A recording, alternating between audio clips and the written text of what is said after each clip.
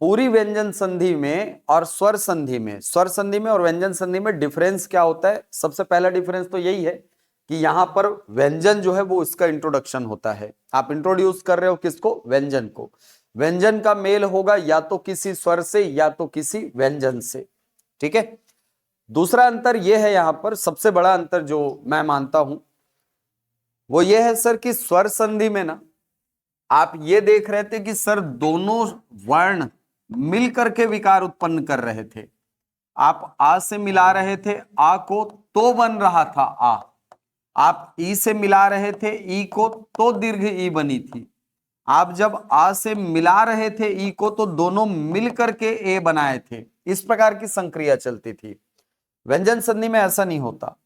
व्यंजन संधि में जो प्लस चिन्ह है, प्लस चिन्ह है, इसके या तो इस पार विकार उत्पन्न होगा या तो इस पार उत्पन्न होगा। दोनों में से किसी एक तरफ विकार उत्पन्न होता है, दोनों मिलकर के विकार उत्पन्न नहीं करते। जैसे मान लो अगर मैं शब्द कहता हूं दिक धन गज, बनता है दिग्गज। तो क्यों बना सर? क्योंकि का जो है वो ग में बदला है, बाद वाले वर्ण पे कोई फर्क नहीं पड़ा है। बाद वाले वर्ण पे कोई फर्क पड़ा नहीं पड़ा है सर। तो यही जो संक्रिया है ना वो व्यंजन संधि के अंतर्गत आपको अधिकांश संक्रियाओं में मिलेगा।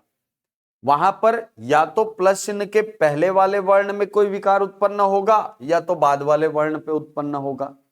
केवल एक नियम ऐसा आएगा जहां पर दोनों वर्ण मिलकर के विकार करेंगे।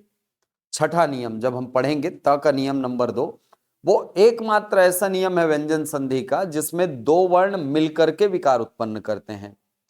बाकी सभी संक्रियाओं में या तो यहां विकार दिखेगा आपको, यानी ये वाला वर्ण बदलता हुआ दिखेगा, या तो ये वाला वर्ण बदलता दिखेगा, यही होगा। ठीक है।